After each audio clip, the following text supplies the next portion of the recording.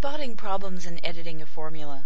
When Excel realizes that there is a problem in your formula, it lets you know, and sometimes fairly loudly.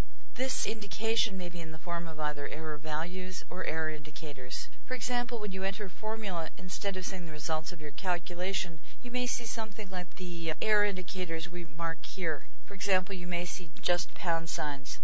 And here's a tip for this.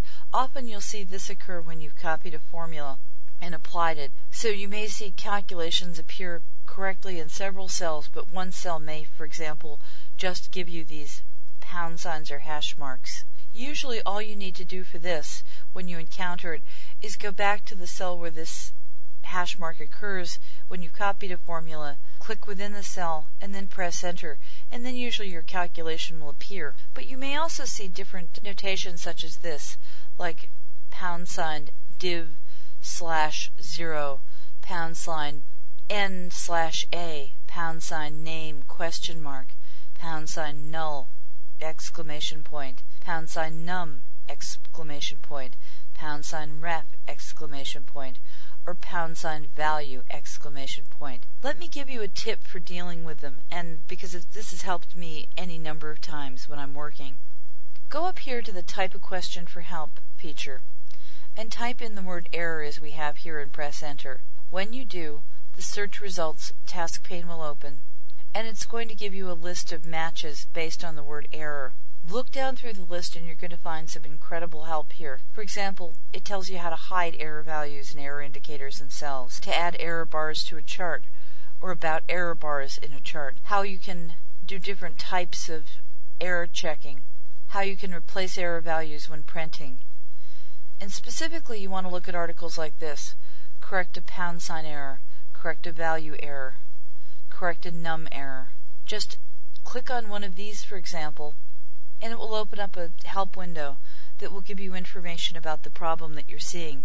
So this gives you some examples. The value error occurs when the wrong type of argument or operand is used, and it gives you suggestions for working through it. It also down here lists possible causes and solutions. For example, entering a cell reference, a formula, or a function as an array constant, or entering or editing any array formula and then pressing enter. Use these. They're great, and they'll help you a lot more than most other resources will for getting to the root of a problem and getting it resolved so that you can move on with your worksheet. You're going to see sometimes, too, while we don't see it here, you'll see a green triangle appear in the upper left corner of a cell or a range of cells. What this indicates to you is that data, as entered, breaks one or more rules of the expected data entry format, and these should be looked at. So if you see a green triangle appear up in the top left corner, check it out and see what the problem may be. Understand, too, that you can edit a formula like you edit virtually any other cell. Let's go back to one that includes formulas here. We'll close the task pane, and for example, here's a formula. And to edit it, either we can go directly to the cell and type the new formula in place, or we can go up here to the formula bar, click at the end of the formula, and then just go back and make changes as we need to.